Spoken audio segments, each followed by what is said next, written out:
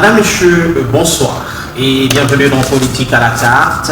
Cette semaine, nous allons tabler sur l'économie de la République démocratique du Congo. Vous le savez, c'est depuis un temps que l'on constate des remue-ménages sur le plan économique en République démocratique du Congo, avec la question du taux de franc congolais face au dollar américain, la stabilisation de la monnaie locale face aux devises, notamment le dollar américain. Nous allons essayer de comprendre qu'est-ce qu'il s'agit exactement, pourquoi tant de problèmes, pourquoi tant de difficultés pour arriver à stabiliser le franc congolais, qu'est-ce qui manque à l'économie congolaise, quelles sont les stratégies qui doivent être mises en place pour réguler tout ça et assurer une économie stable, prospère pour la République démocratique du Congo.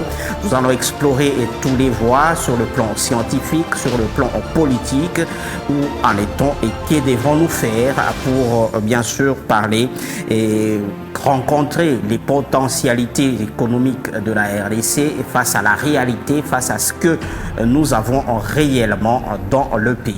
Et en deuxième partie de l'émission, nous allons parler purement politique avec le processus électoral. Vous le savez, le train est déjà en marche selon la Commission électorale nationale indépendante. Jusque-là, le calendrier et les grands rendez-vous sont tenus, mais de l'autre côté, notamment du côté de l'opposition, on continue à exiger des préalables pour crédibiliser ce processus électoral. C'est notamment la question de fichier électoral qu'il faudrait, mordicus en tout cas, tienne à l'opposition, qu'on devrait réauditer ou voilà, auditer, c'est selon le cas, parce que là, pour la CENI, c'est déjà fait et pas question de revenir en arrière. Nous avons vu la société civile, voilà, cette frange de la société civile, notamment l'Église catholique, les CC, revenir à la charge pour parler de cet audit citoyen. Qu'en est-il exactement au regard de toutes ces revendications? Est-ce que finalement le dialogue s'impose avant d'aller aux élections de décembre 2023? Voilà toutes ces questions que nous allons nous poser, nous allons analyser. Et pour ce faire, comme d'habitude, comme ça se fait chaque semaine, je reçois les deux tendances sur le plateau. Il s'agit de la majorité, de l'opposition. Ici, à ma gauche, je reçois Denis et Belessi. Il est au cadre de l'ECD, parti cher à l'opposant Martin Fayoulou Madidi. Bonsoir et bienvenue dans Politique à la carte. Bonsoir, non seulement membre de SID, mais aussi opposant à Félix Tshisekedi dans la province du Haut-Katanga, mais pas son ennemi. Voilà, aujourd'hui vous allez un peu nous expliquer pourquoi vous êtes opposant à l'individu ou c'est à la vision qu'il faut s'opposer. On va y revenir. En face de vous, la majorité ici est représentée cette semaine par Hervé Montumossi. Il est cadre du MLC. Bonsoir et bienvenue. Bonsoir, monsieur Narcisse. Merci pour l'invitation. Je pense que cette émission d'aujourd'hui sera bénéfique pour la population congolaise. Très bien. Et voilà, pour avoir un peu des éclaircissements sur le plan technique, scientifique, nous recevons dans Politique à la carte aujourd'hui un spécialiste en matière économique. Il s'agit de Michel-Ange Ndoua Solol. Il est professeur, enseignant. Et, bonsoir et bienvenue dans Politique à la carte. Merci, c'est à nous de vous remercier aussi. Voilà, avec vous, on va essayer un peu de comprendre certains concepts purement économiques. Vous allez nous donner toutes ces explications. Voilà, le décor étant déjà planté, nous allons débuter avec notre tout premier sujet, l'économie de la République démocratique du Congo. Je commence avec vous, Hervé Montumossi. Aujourd'hui, selon vous, selon votre analyse, votre perception, comment se porte l'économie de la République démocratique du Congo? Merci une fois de plus pour la parole, monsieur Narcisse. Je commencerai d'abord par rendre grâce à Dieu, maître des temps et des circonstances, lui qui a permis que nous soyons ici en ce moment. Je salue les téléspectateurs qui nous suivent en ce moment. Je salue mes co-débatteurs, et sans oublier les autorités du parti que nous représentons en particulier les VPM de la Défense nationale et ancien combattant, M. Jean-Pierre Bemba. Très bien. Alors, pour répondre à votre question, je commencerai par dire que nous devons peindre le tableau d'une manière générale avant de particulariser avec le franc congolais. Nous parlons ici de la situation économique du pays. C'est la question même. Comment se porte, selon vous, l'économie de manière générale? Ok. L'économie, d'abord, nous devons remonter au début avec l'indépendance. Le modèle économique de la RDC est et reste extraverti. Et la phrase qui doit montrer, élucider cela, c'est que la RDC produit ce qu'elle ne consomme pas et consomme ce qu'elle ne produit pas. Et c'est ça, en fait, qui montre le modèle économique de la RDC. Il reste extraverti. Et ces systèmes, ces manières de voir, d'avoir ces modèles économiques, en fait, ne permet pas à ce que nous puissions avoir une économie forte. Et vous allez voir déjà que quand Mouzé et Laurent Désiré Kabila nous a produit le franc congolais était une monnaie forte. Parce qu'à l'époque, je me rappelle, un franc congolais équivalait à un dollar américain. Donc ça montrait déjà la force de la monnaie. Mais vu que nous sommes et nous étions restés dans ce modèle extraverti, ça fait que petit à petit, vous allez voir que le franc congolais a pris de l'allure jusqu'à ce que nous avions eu le gouvernement, Mouzito avait récupéré probablement le franc congolais à 4500 francs. Et il a laissé à 9200, quelque chose pareil. Et vous allez voir que le Premier ministre Matata Ponyo, quand il a récupéré le gouvernement, lui, il a récupéré dans un taux de 9200. Oui. Mais il a laissé à 14 500. Donc vous voyez que... 1450. Bon, c'est quand je parle de 10 dollars. Voilà, $1. Donc vous voyez que au fur et à mesure, nous continuons à galoper avec le franc congolais. Et jusqu'aujourd'hui, nous ne dérogeons pas à la règle parce que l'économie reste extravertie. Donc le franc congolais continue à augmenter, à dégringoler, à aller au-delà. Donc ce que nous pensons, nous, de la majorité, le gouvernement se met maintenant dans un champ de bataille pour essayer de remettre le pendule à l'heure. Mais pour ça, il faut beaucoup de sacrifices. Nous devons commencer à produire. Ça, c'est le maître mot. Nous devons produire. On va en arriver aux solutions pour essayer de remonter. Et donc, de manière synthétisée, pour vous, l'économie ne va pas bien. L'économie du pays se cherche encore, si je peux le dire. Se recherche encore. Voilà. Je pose la même question à vous, à Denis Bélissi. Comment se porte l'économie de la République démocratique du Congo aujourd'hui? Bon, je suis politique. Je suis venu répondre à une question économique, mais dans le cadre politique aussi. L'économie de la RDC est vraiment par terre à cause de la politique. C'est la politique qui a affaibli ces pays. Voyez-vous d'abord la multiplicité des partis politiques ici. Donc tout l'argent que les régimes financiers sont en train d'encaisser ici, ça part dans le fonctionnement des partis politiques. C'est pourquoi vous voyez même les grands hommes d'affaires qui étaient dans nos milieux, aujourd'hui ils sont dans la politique, puis c'est là-bas, on paye très très bien. La politique a détruit. Voyez l'écart salarial. Vous prenez un député qui touche 21 000, mais un enseignant qui touche $100. Cet écart-là, ça ne permet pas que les gens vivent bien. Et l'argent de ces députés et mandataires des entreprises publiques qui touchent 40 000, 50 000 $, ça ne se consomme pas ici en RDC. Pouf, pendant les vacances, ils sont ailleurs. Au lieu que l'argent circule ici, ça circule là-bas. Et en réalité, l'argent, on donne au petit peuple. Si l'argent circule entre les mains de ces petits peuples, ça va arriver au sommet aussi, facilement. Mais l'écart entre les petits peuples et les politiques, c'est vraiment exagéré. J'ai dit que c'est la politique. Voyez la consommation. À la présidence, chaque fois on parle de dépassement budgétaire. À la présidence. Ça détruit l'économie de notre pays. Le nombre de voyages effectués par le président lui-même, plus de 300 voyages ici, on prend par voyage 2 500 000 et il part avec une équipe de fois. 50 personnes. Où tirez-vous ce chiffre-là de 2 500 000? Oui, c'est comme ça, c'est déjà dans le budget. Dans chaque voyage. Chaque fois, oui, c'est dans 2 le budget. 500 000. Oui, oui. Mais on ne savait pas que le président pouvait voyager comme ça. Donc 300 voyages, ça donne le montant. Et les salaires, si vous prenez même les salaires des chefs de l'État lui-même, plus de 2 millions. L'écart entre le président et le huissier, c'est vraiment exagéré.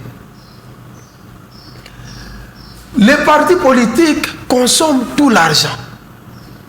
Pour le moment, ils ont bloqué l'argent pour organiser, pour les préparations de leur campagne électorale.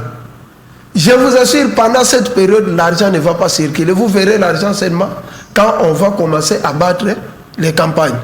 Puisque, au lieu que le pouvoir puisse créer les industries alimentaires, le pouvoir a créé les partis politiques alimentaires. Et en outre, du temps de Kabila, Kabila avait créé un empire de millionnaires. Et ces millionnaires-là, quand ils se sont fait la transhumance pour aller à l'Union sacrée, et le groupe des hasards errés de l'Union sacrée, ils ont créé ce qu'on appelle la bourgeoisie comprador. C'est-à-dire? C'est-à-dire les gens qui n'avaient pas l'argent, ils reçoivent beaucoup d'argent brusquement et ils commencent à s'amuser avec. Très bien. L'argent n'entre plus dans des banques et la RDC n'a pas vraiment de banques d'accompagnement. Toutes les banques que nous possédons ici, ce ne sont pas nos banques. Les banques qui se trouvent ici au territoire congolais sont pour les Nigérians, c'est pour... et d'ailleurs, Uhuru Kenyatta a acheté d'autres banques. Et le Kenya a acheté des banques. Et ça touche sur l'économie. Voyez jusqu'aujourd'hui, il y a les fonctionnaires de l'État qui ne sont pas encore payés.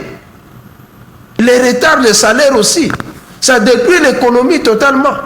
Et je vous assure, M. Narcisse, si vous partez au marché, vous achetez seulement 2 bananes ici, c'est déjà $1. Très bien, c'est compris. On revient à vous. Je vais poser cette question à l'expert qui est ici. Aujourd'hui, des deux côtés, on peint un tableau sombre de l'économie congolaise. Comment est-ce qu'on est arrivé à cette situation-là? Tantôt, on a parlé de franc congolais à la sortie donc, de cette monnaie qui équivalait pratiquement au dollar américain. Quels sont les facteurs qui ont conduit à ce qu'aujourd'hui on se retrouve dans cette situation économique difficile?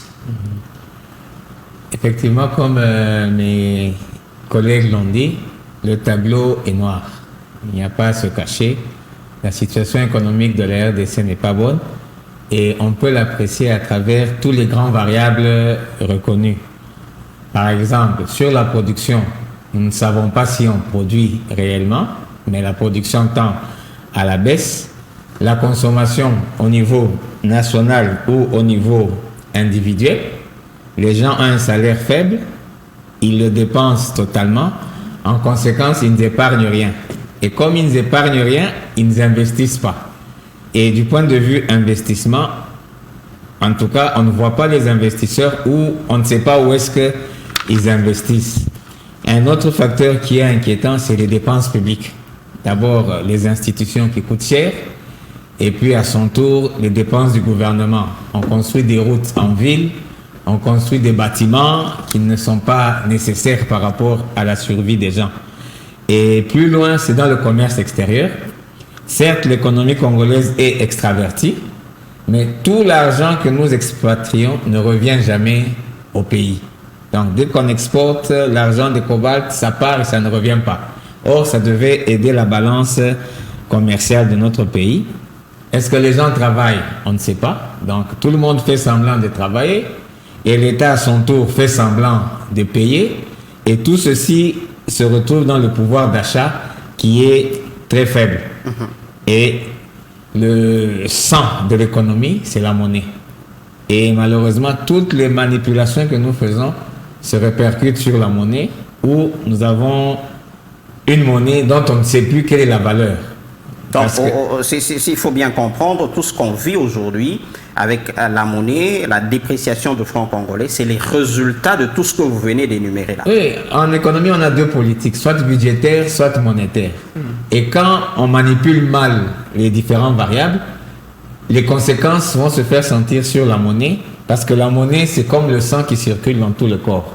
C'est ainsi qu'au jour d'aujourd'hui, nous ne savons pas quel est le taux. Même si le gouvernement nous dit 2200, 2300, certaines compagnies de téléphone vous indiquent que c'est 2600, et les commerçants dans les magasins, ils vous calculent à 3000. Conséquence, c'est qu'on est bloqué parce que le pouvoir d'achat, lui, ne bouge pas. Les salaires des agents n'ont pas vraiment bougé, mais les prix ont augmenté. Voilà. Donc, le tableau est noir. Le tableau, il est noir. On va revenir à vous un peu plus en profondeur pour comprendre certaines choses. Par exemple, la question de fixation du taux. Pourquoi l'État n'arrive pas à imposer un taux de change? Qu'est-ce qui se passe? C'est la faiblesse de l'État ou ce sont les données économiques qui empêchent à l'État de fixer, de maintenir un taux? Parce qu'aujourd'hui, il y a plusieurs taux ici dans notre pays. Qu'est-ce qui se passe exactement? Qu'est-ce qui se passe? On ne veut pas comprendre que les lois économiques sont têtues. Ce n'est pas par la force qu'on peut imposer quelque chose. Mobutu n'a pas bloqué, Kabila n'a pas bloqué, et aujourd'hui on ne peut pas bloquer le taux. Je crois que les acteurs politiques doivent respecter les lois économiques, la loi de l'offre et de la demande. L'État ne peut pas imposer le taux du dollar pendant que l'État n'a pas de dollars à elle-même. L'État ne peut pas donner des ordres pendant que l'État ne possède aucune banque en RDC. Toutes les banques ont des origines étrangères. Il y a 4 grandes familles qui gèrent toutes les banques de la RDC. Les 4 familles qui gèrent les gros des banques de la RDC. Oui, Raoudji, Lévi, maintenant Equity, et enfin les anciens de Biak. Donc ce sont les grandes familles riches qu'il y a ici. Bon, c'est eux qui gèrent. Alors tu ne peux pas, toi, donc l'économie congolaise décider sur l'argent de 4 familles. Tu ne peux pas décider sur l'argent d'autrui. C'est ce qui fait que ça ne marche pas. L'État doit jouer les jeux. On voit un peu l'aspect politique de la chose. Hervé, vous êtes au pouvoir, c'est vous qui gérez. Voilà, aujourd'hui, on parle de tout ce qu'il y a comme problème au niveau de l'économie congolaise. Qu'est-ce qui se passe? Quels sont les faits saillants prises ou les mesures prises par le pouvoir politique, parce que tout est régi par la politique, par le pouvoir public, pour tant soit peu alléger et améliorer la situation économique de la RDC? Merci une fois de plus pour la parole. Je commencerai par dire que nous n'allons pas nous limiter par des mesures prises, mais nous devons également dire ce que nous devrions faire pour arranger les choses. Non mais on voit d'abord ce qu'il y a, et puis après avoir vu ce qu'il y a, on voit ce qui manque, et on y va par étapes. Dans l'urgence, le gouvernement avait d'abord vous allez décaisser des réserves pour essayer de diminuer un peu et d'abaisser le taux. On parle de 150 millions quelque chose. Effectivement. Mais cela n'a pas vraiment d'impact. Pourquoi? Parce que le pays reste toujours dans ce problème de l'improduction. Nous ne produisons pas. Donc l'État est d'ailleurs j'apprécie la vision du chef de l'État dans la diversification de l'économie, parce que l'économie du pays était beaucoup plus centrée dans le secteur minier.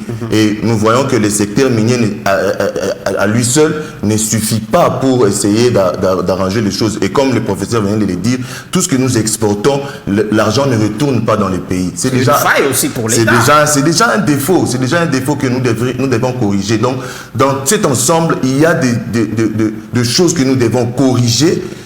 Et les pratiques que nous mettons en marche maintenant là, par exemple, je vais donner encore un exemple là, avec la sous-traitance, avec l'ARSP, c'est une barre armée pour essayer de corriger l'aspect économique. Les jeunes doivent entreprendre, les jeunes doivent se lancer dans, ce n'est pas que l'État qui a des charges, mais la population aussi a des devoirs. Mais là aussi il y a à boire et à manger. Déjà pour créer une entreprise, on nous parle de 3 jours, en réalité c'est pas 3 jours. Non. L'entreprise, on peut la créer. Aujourd'hui, nous avons le domaine avec la numérisation, avec l'Internet. Les jeunes créent des entreprises dans leur chambre, avec leur téléphone, smartphone. Ils créent des entreprises. Et ça se fait partout dans le monde aujourd'hui. En RDC aussi. Et aussi en RDC, il y a des start-up qui naissent en RDC. Vous n'allez pas. Bon, on va y revenir. Donc, vous parliez de. J'aimerais qu'on se comprenne, hein, parce que l'émission est aussi pédagogique. Il faut que les gens comprennent. Vous avez parlé de la diversification de l'économie. Qu'est-ce qu'on a diversifié? Vous avez salué les efforts de diversification. Avec l'agriculture, par exemple. Avec l'agriculture, par exemple, qui est d'ailleurs le secteur le plus important que l'on devrait exploiter au Congo. Aujourd'hui, nous savons que le gouvernement met les intrants, met à la disposition de la population des intrants pour se mettre dans l'agriculture. Et ce sont des... Avec les villages agricoles. Effectivement, tout ça là entre dans le cadre de diversification de l'économie pour ne pas rester dans les secteurs miniers qui jusqu'à présent montrent ces failles parce qu'on n'arrive pas à relever le niveau de l'économie. Mais si nous nous mettions à exploiter d'autres secteurs, par exemple l'agriculture, nous avons 70% de terres arables au Congo qui ne servent à rien jusqu'à présent. C'est déjà un déficit. Si l'on mettait, ne serait-ce parce que nous disons ceci, par exemple à la jeunesse, nous disons ceci, nous avons 2 plus grands problèmes, la famine et le manque de travail. Mais si nous nous mettons dans l'agriculture par exemple, nous allons répondre à ces 2 problèmes, c'est-à-dire les jeunes seront en train de travailler dans les champs et en même temps nous allons produire ce que nous allons manger. Et de ce fait, nous allons répondre à un plus grand problème qui est lié à la population congolaise, c'est la famine et le chômage. Donc, pour moi, je pense que la diversification de l'économie du pays est aussi un moyen nécessaire pour essayer de répondre à ce problème. Est-ce que c'est facile d'avoir les intrants et tout, notamment avec les villages agricoles? En fait, c'est un autre dossier, on y reviendra peut-être. Mais je vais quand même, Denis Bélissi, vous poser cette question. Est-ce que vous, les politiques, quelque part, dans vos guéguerres politiques, vous ne vous mettez pas des bâtons dans les roues qui font à ce que aujourd'hui, c'est la population qui se retrouve face à une économie difficile et c'est cette population finalement au finish qui est victime. Est-ce qu'il n'y a pas un aspect politique, notamment au niveau de l'opposition, pour bloquer, pour anéantir tous les efforts qui ont été cités là-bas en termes économiques? Oui, pour dire que les politiques ne mettent pas les bâtons, c'est trop dur. Ça existe dans nos discours, notre façon d'agir. Il y a les messages qui circulent. Et surtout aujourd'hui en RDC, vous voyez le népotisme, le tribalisme, les histoires pareilles, ça bloque l'évolution du fonctionnement de l'État. Les appartenances politiques. Donc les gens ont toujours des tendances, je suis de tel coin, je ne peux pas aider l'autre coin, même si on les proposait le travail, des fois ils les refusent. Puisque au Congo, on ne sert jamais le pays, mais on sert les individus et des tendances politiques. C'est là où il y a des problèmes. Si on arrivait au niveau de commencer à servir l'État que de servir les individus, là on pouvait avancer sans problème. Très bien. On revient, parce qu'on va aborder les solutions, les pistes vraiment de solutions, mais je veux qu'on comprenne avec vous, Ndoua Solol, Aujourd'hui, on a parlé des 150 millions de dollars qui ont été injectés pour équilibrer un tout petit peu. Est-ce que c'est suffisant? Non, c'est comme la loi économique de Goddard, Charles Goddard. Il dit, si vous voulez résoudre un problème, il faut le prendre à la racine. Et ce qu'on essaye de faire, ce sont des comportements conjoncturels. Et je crois que les 150 millions ont été aspirés. Et nous remontons encore, on va même aller plus loin. Donc, c'est vrai, le gouvernement se retrouve face à beaucoup de problèmes. De tous les côtés, il y a des problèmes. Mais maintenant, c'est la manière de résoudre qui doit être assez méthodique. Parce qu'une loi économique, quand on la prend, les applications prennent 1 année ou 2 ans. Pour avoir des résultats. Pour avoir des résultats. Okay. Or, nous, on est dans un système d'urgence, il y a beaucoup de problèmes. Alors, les petits flashs que nous faisons, comme ce n'est pas en concertation avec tous les acteurs économiques, on tombe à des résultats négatifs.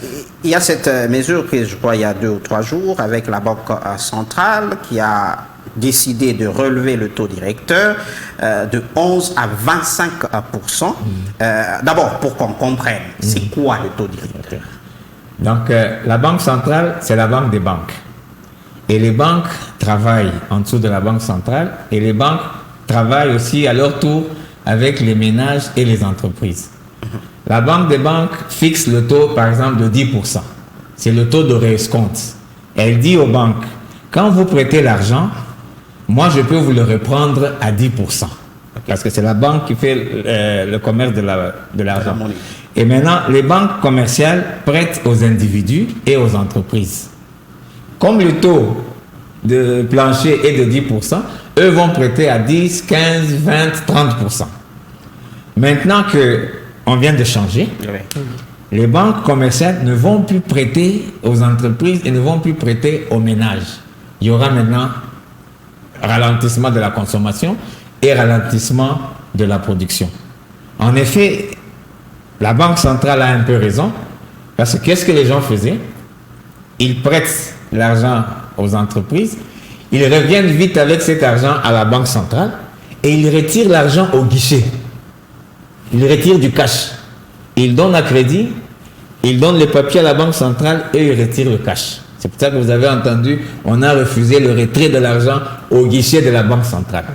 Ok.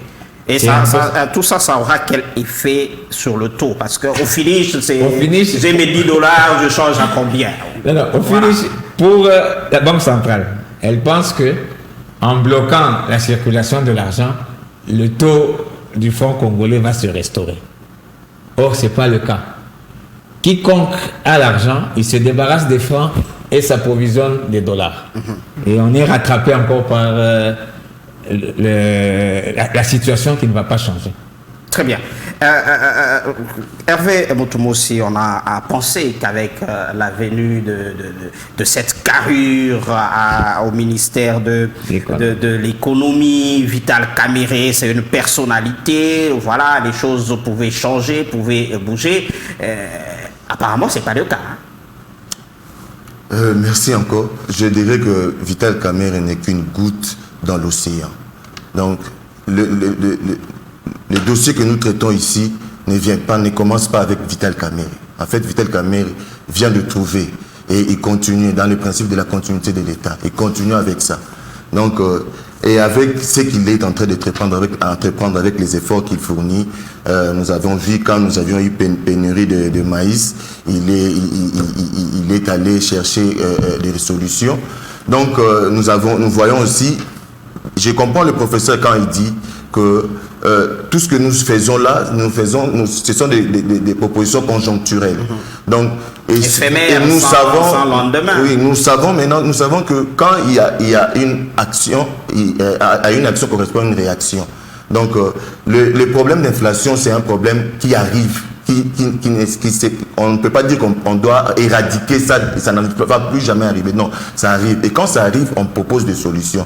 Et à l'état actuel, nous sommes en train de proposer des solutions pour essayer d'endiguer. Mais nous insistons à dire que la population doit comprendre qu'elle doit mettre la main à la pâte pour qu'elle puisse se prendre en charge dans le sens de l'investissement, dans le sens des entrepreneuriats, dans le sens de saisir les opportunités que l'État lui donne. Parce que avec la loi de sous-traitance... Est-ce que le problème, il est aussi au niveau du public ou c'est d'abord au niveau institutionnel, on doit mettre des choses en place qui vont faire en sorte... On parlait de la création des entreprises. On nous parle par exemple avec le guichet unique, quand vous allez sur les sites, on parle de 3 jours, vous créez l'entreprise, mais en réalité, c'est pas 3 jours. Disons-nous les choses quand même en face. Est-ce que ce n'est pas au niveau structurel d'abord que ça doit se passer avant d'impliquer la pauvre population? L'État d'abord, en tant que dans sa politique, parce que l'État doit se comporter en bon père de famille. Il doit d'abord commencer à réguler tout avant que la population ne mette la main. Mais c'est l'État d'abord qui traite de tous les dossiers, qui donne les opportunités. Très bien. Ça, c'est une évidence absolue.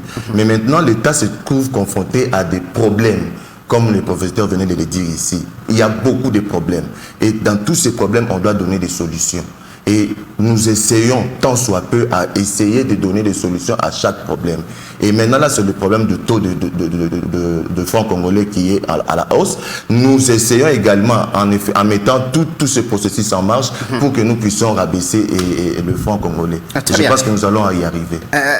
Denis Bédessi, est-ce qu'aujourd'hui, vous, les acteurs politiques, vous ne pouvez pas mettre vos divergences un tout petit peu des côtés, c'est que les autres appellent vos égos un peu des côtés, pour parler le même langage et voir comment relever l'économie de la République démocratique du Congo. Parce qu'apparemment, l'opposition utilise cet argument pour davantage enfoncer le pouvoir au profit des intérêts de l'opposition. Oui, pour nous de décider, nous sommes prêts et nous avions été toujours prêts à aider ces pays. Puis c'est même quand il y avait les problèmes de la vérité des urnes, on avait fait des propositions de réformes institutionnelles. On a déposé la proposition même à la présidence pour qu'on puisse réformer d'abord nos institutions. Et jusqu'à présent, on n'avait pas pris nos revendications en compte. Et vous voyez, le problème de l'économie, c'est presque partout. Vous voyez d'abord le nombre de cambis.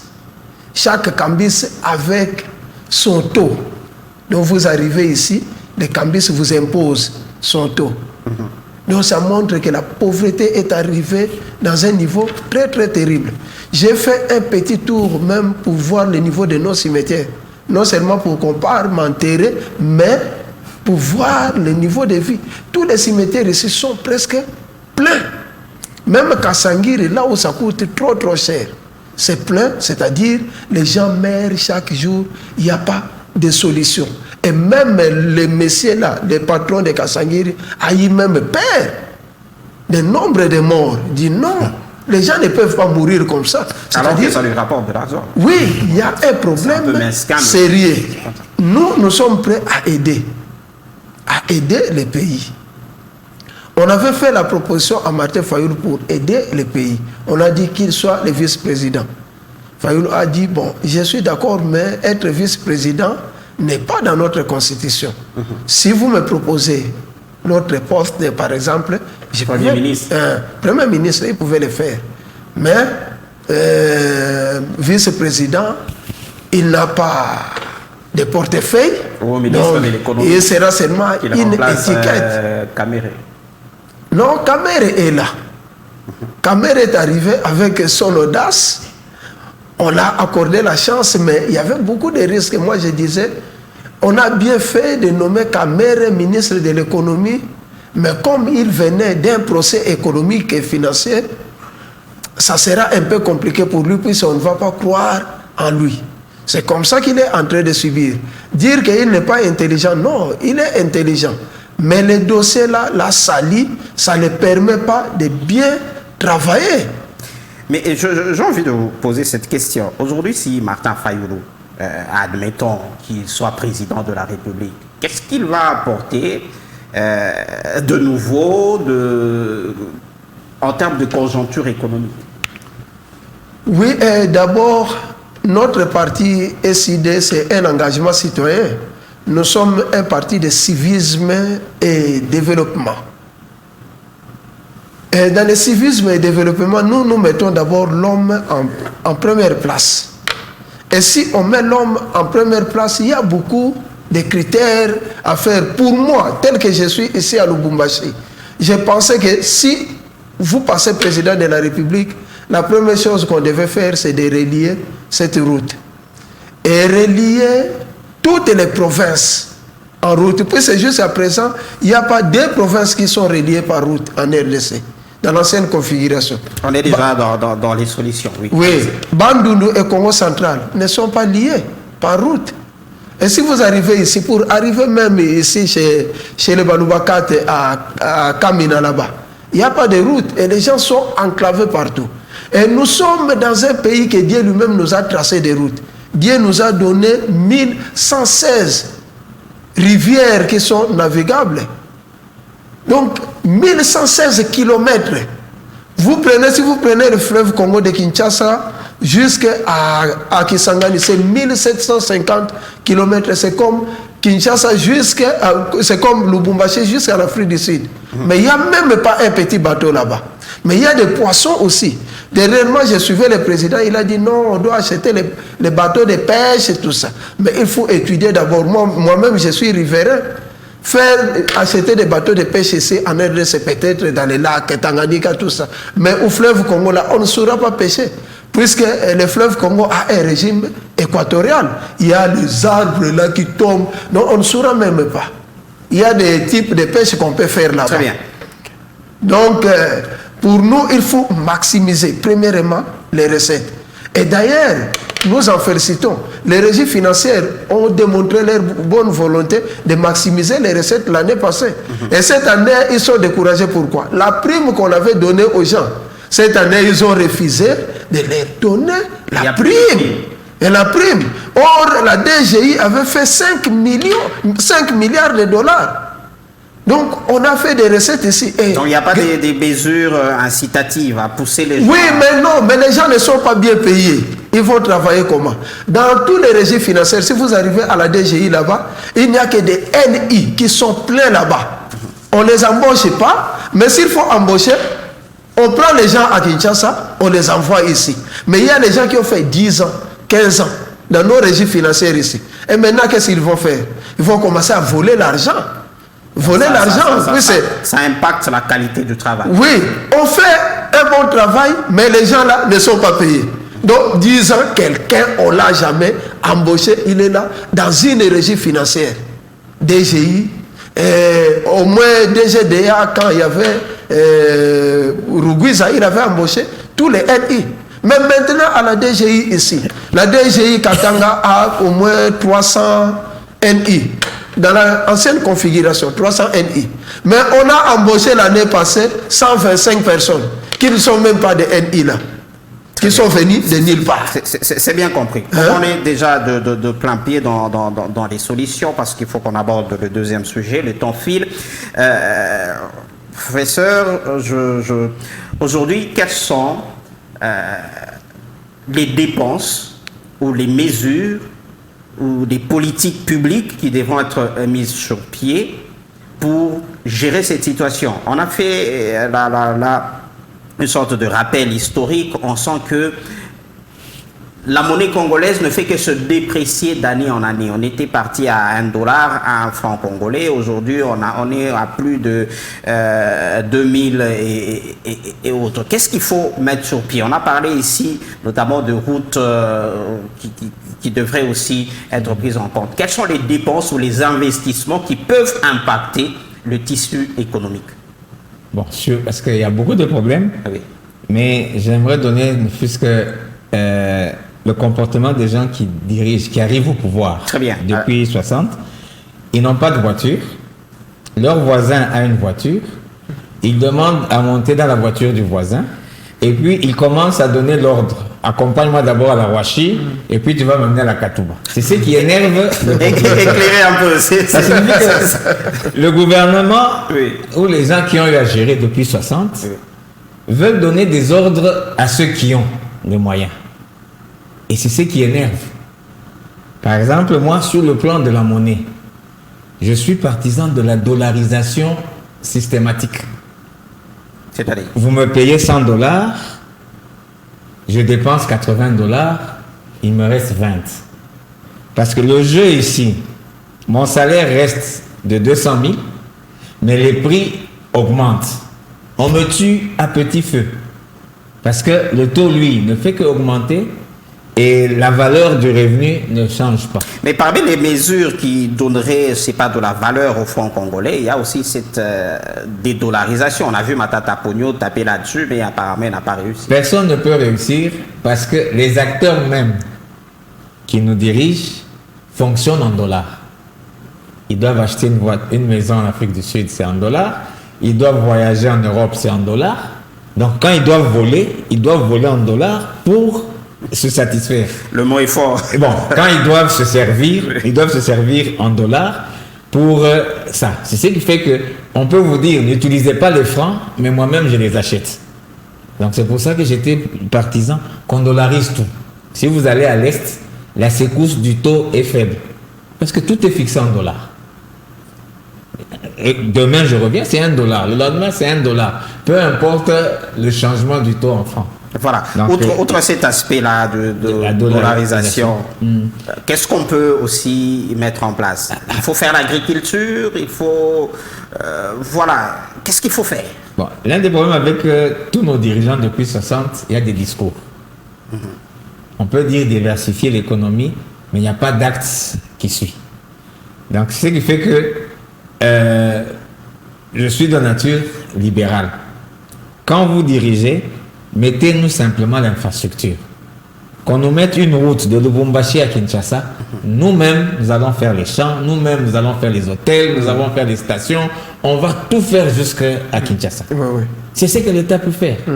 Parce que quand ils se distraient, ils veulent nous donner les engrais, ils veulent nous donner des petites histoires, et ils se confondent là-dedans. Conséquence, c'est qu'on n'arrive plus à marcher. Donc, que l'État fasse l'essentiel, l'infrastructure, la sécurité, la justice, point. Infrastructure, sécurité, la justice. Il faut qu'on n'arrache pas les choses aux gens. L'infrastructure, que les gens puissent se déplacer, communiquer. J'ai cité infrastructure, sécurité, la sécurité, pour qu'on ne soit pas dans les conditions actuelles de terreur. Voilà. Hervé, votre proposition, on améliore la chose très rapidement, on aborde le deuxième sujet. J'aborde dans le même sens que le professeur, parce que le Congo est un géant qui est à genoux et qui se relève, qui cherche à se relever. Donc nous avons des problèmes dans tous les secteurs que nous devons résoudre. Et nous savons bien évidemment que nous sommes dans l'année électorale et toute l'attention du gouvernement est centrée là-dessus. C'est d'ailleurs le deuxième sujet que nous allons aborder. Donc, c'est à chaque mot correspond une solution. Donc, c'est ce que nous sommes en train de faire. Donc, les pistes de solutions sont dans la diversification de l'économie, dans la réduction des dépenses, dans la recherche des opportunités d'affaires. Et on doit augmenter les revenus et éviter les gaspillages. Et on doit économiser de l'argent, investir dans les actifs réels. Ce sont des pistes de solutions. On doit être le maître mot dans la négociation des prix dans le marché. On doit être le maître, oui. Donc, c'est un peu ça, réduire les dépenses. Ce sont les pistes-là que nous pouvons donner. Merci. On va aborder le deuxième sujet de cette émission, le processus électoral. Là, je vois les ardeurs politiques qui vont se faire sentir sur ce plateau. Alors, élection 2023, Denis Bélissi, doit-on dialoguer ou pas? Impérativement. On doit dialoguer. Puisque nous avons l'expérience de dialogue depuis 1960. Il y a une période que le Katanga était un autre pays, le Kasaï aussi un autre pays. Mais grâce au dialogue, Tchombe avait accepté de rentrer dans la logique de l'État. Et grâce au dialogue, nous sommes allés ici à Sun City Ça c'est l'histoire. Oui. Aujourd'hui, s'il faut dialoguer, c'est parler de quoi? Parce que le processus, lui, il avance. La CENI tient ses dates. Le processus avance, bien sûr, mais avec des couacs. Le processus avance avec les irrégularités. Premièrement, nous avions demandé, nous sommes allés se faire enrôler, nous de décider. On a donné, le président élu a fait le tour partout dans les provinces, demandant aux gens d'aller se faire enrôler. Mais il y a la même problématique de 2018. Si vous suivez, il y a des vidéos qui circulent. Comment l'actuel président Félix Tshisekedi tournait partout pour les problèmes de fichiers électoraux. Il voulait toujours l'audit. Et jusqu'à tel point, Kabila nous avait appelé, il a dit d'accord qu'on puisse auditer les fichiers. On a audité les fichiers, il y avait plus de 8 millions fictifs. C'est ça qui a fait que Chawadari ne puisse pas gagner les élections facilement. Tricher aux élections. Cette fois-ci, on dit les mêmes causes produisent les mêmes effets. Nous avons fait toujours les mêmes revendications. On dit, bon, l'année passée, comme on a des jurisprudences, il y avait plus de 8 millions. Cette fois-ci, qu'on puisse auditer. Et qui vont auditer? On a appelé OIF. OIF est venu. On dit, non, pas OIF. OIF va prendre nos bases de données, puis c'est la dame est rwandaise. On dit non, mais OIF est crédible. Si vous ne voulez pas OIF, on cherche aussi une institution qui est crédible. Kadi Masson Touré est allé prendre ses amis, à lui qui ne sont pas des structures. Ce sont les individus. Et ils ont fait leur travail pendant 3 jours. On donne les rapports. Nous disons non. Nous devons. Est-ce que cette volonté de dialoguer n'est pas en réalité un besoin d'un partage de pouvoir? Il y a cette rumeur qui court déjà, non, il faut transition, il faut inclure tout le monde et tout. Est-ce que, au fait, c'est pas ça l'objectif, notamment dans chaque dialogue, il y a des résolutions. Il y a des résolutions. Notamment partage de pouvoir. Ça peut aussi arriver. Dans les résolutions des dialogues, ça peut arriver, on dit non, le processus est biaisé, on donne 6 mois pour organiser de bonnes élections. Puis c'est Kabila et FCC. Kabila, c'est un acteur majeur. Même si vous partez dans une élection, il ne faut pas les pousser d'être en écart. On doit quand même les voir, les consulter aussi. Très bien. Fayoulou, c'est un acteur majeur. Vous voyez, tous les 2 acteurs majeurs, pour le moment, les acteurs majeurs au Congo sont d'abord à 3. Par rapport aux élections qu'on avait organisées, puis Fayoulou était candidat, il y a le FCC, à Kabila qui était ancien président, et il y a Félix qui est aujourd'hui président de la République. S'il faut dialoguer, on appelle d'abord ces 3 personnes qui les discutent ensemble, puis jusqu'aujourd'hui, Fayoulou est en train de revendiquer. Moïse Katumbi soit d'accord avec vos propos. Non, Moïse Katumbi jusqu'à présent n'a pas de revendications à faire. Il peut faire ses revendications plus tard. Mais par rapport à l'organisation des élections, il peut faire aussi des revendications. Mais il n'a pas de jurisprudence. Par rapport aux élections, il n'a jamais été candidat, président de la République. Mais néanmoins, c'est un acteur politique. Hervé Moutoumo aussi, est-ce que doit-on dialoguer à ce jour? Je constate avec amertume que l'opposition congolaise n'est pas prête à aller aux élections. Voilà pourquoi ils veulent s'engager, comme ils disent, absolument dans le schéma de dialogue. Mais est-ce que quelque part, c'est pas aussi légitime que vous fassiez le forcing en allant avec un fichier corrompu? L'opposition, normalement, doit réclamer les élections dans les délais. C'est ce que l'opposition doit réclamer. Mais je me rends compte que c'est maintenant la banane qui mange les singes. Au lieu que l'opposition cherche à aller aux élections, l'opposition demande des dialogues. Et ça, c'est absurde pour nous au pouvoir. Il parle ici du fichier électoral. Oui, effectivement, on a fait appel à l'OIF. Mais quand il dit ils ont demandé, ils ont refusé parce que la CENI a fait appel. Comment la CENI va refuser? Ce sont eux qui se sont dit que c'est un Rwandais, c'est la population, c'est tout le monde qui s'est dit que l'OIF est géré par une Rwandaise et de ces faits, il y aura un problème. Alors, la francophonie. Nous disons ceci, que nous sommes prêts à aller aux élections.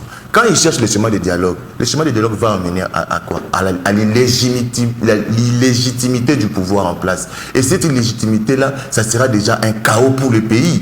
Et nous ne pouvons pas cautionner Mais est-ce cela. que ce n'est pas cette assurance de vouloir aller mordicus aux élections qui fait un peu suspect? J'ai dit, mais qu'est-ce qui ne va pas? Pourquoi ils veulent vraiment à tout prix, avec un fichier vraiment où tout le monde... Voilà la suspicion, là. L'assurance n'est que normale, d'autant plus que la CENI est en train de respecter le calendrier électoral. Aujourd'hui, on nous a convoqués. D'ailleurs, je remercie ma base qui m'a accompagné pour présenter ma candidature au parti, donc à la députation provinciale. Donc, le train est en marche. Nous sommes en train, la CENI est en train de convoquer l'électorat comme elle l'a prévu. Et c'est déjà une bonne chose. Si vous voulez que nous puissions aller aux élections, comme je venais de le dire, donc l'opposition cherche à illégitimer le pouvoir, et pour avoir cet espace de commencer à s'imposer, dire que voilà, tu n'es plus dans le temps, tu n'es plus dans les normes, tu dois maintenant obéir à ce que nous allons dire. Non. Donc, est-ce que vous avez peur de partager le pouvoir? Ce sont quand même des compatriotes. Si vous allez les intégrer, ça fait consensus.